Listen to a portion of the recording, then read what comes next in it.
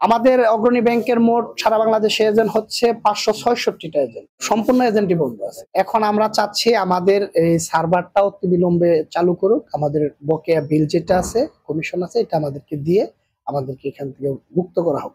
আর যদি কোনো কারণে অগ্রণী ব্যাংক এটা চালাতে ইচ্ছুক না হয়, তাহলে আমাদের যে অগ্রণী ব্যাংকের যে আসবাবপত্র আমাদেরকে দেওয়া হয়েছে, সেই আসবাবপত্রগুলো দিয়ে আমাদের বকেয়া বিল এবং আমাদের ক্ষতিপূরণ দিয়ে আমাদেরকে এখান থেকে পরিত্রাণ দেওয়া হোক। এই কথা বলার পরে আমাদের ডিজিএম এবং জিএম ম্যাডাম উনি বললেন যে আপনাদের এটাও আমরা করতে পারবো না। মানে ওনারা এদিকেও যাবে না, ওইদিকেও যাবে না, আমরা একটা মধ্য স্থানে অবস্থান করতেছি। আমরা প্রতি মাসে 60 থেকে 1 লাখ টাকা আমাদের একটা অফিস ভাড়া আছে, আমাদের অফিসে স্টাফ সহ 60 থেকে 1 লাখ টাকা পর্যন্ত কোন কোন এজেন্টে। সেই ক্ষেত্রে আমরা এখন এটার বহন করতে পারতেছি না, এটার নিষ্পত্তি চাই আমরা মূলত। না, ওনারা চালুর বিষয়ে কোনো ব্যাপার কথা বলে নাই, তবে গত 2 দিন আগে যে কথাটা ওনারা বলছে সেটা আমরা শোনার জন্য এবং কখনোই প্রস্তুত ছিলাম না। ওনারা হুট করে আমাদেরকে ডেকে নিয়ে বললেন যে আপনারা যদি এই ব্যাংকের সামনে মারাও যান, আমরা এটার কোনো সমাধান দিতে পারবো না, সমাধান দিব না।